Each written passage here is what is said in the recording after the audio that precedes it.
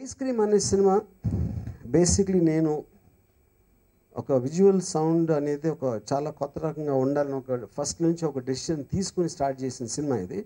Any horror film అనేది sound అనేది most important అనేది ఎవ్రీబడి నోస్. సో నేను ఫస్ట్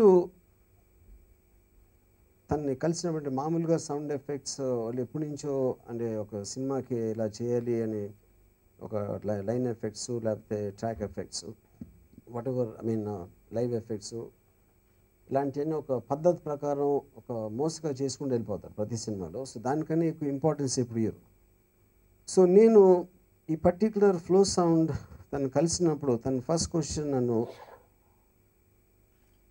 ఇప్పుడు సౌండ్ అనేది ఎఫెక్ట్స్ కదా, టోటల్గా మీరు సినిమాలో ఉన్నది నేను కంప్లీట్గా నేను ఏ సౌండ్ ఎక్కడ రావాలి, ఎంత డ్రామాటిక్ కావాలి, idea is to create silence ఎప్పుడు ఉండాలి, నిశ్శబ్దం ఎప్పుడు ఉండాలి, మ్యూజిక్ ఎఫెక్ట్ ఎలా వాడాలి అనేది మొత్తం నేను డిజైన్ చేసి నా మైండ్లో అనుకున్నది చేస్తాను.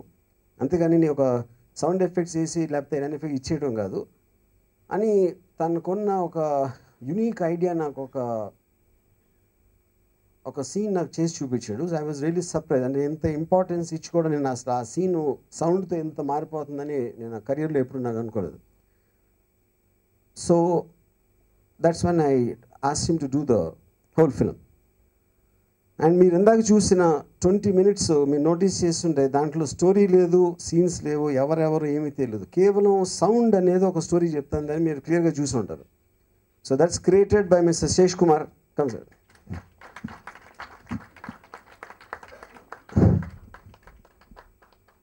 Flow sound is a very rare combination of music and recording arts actually.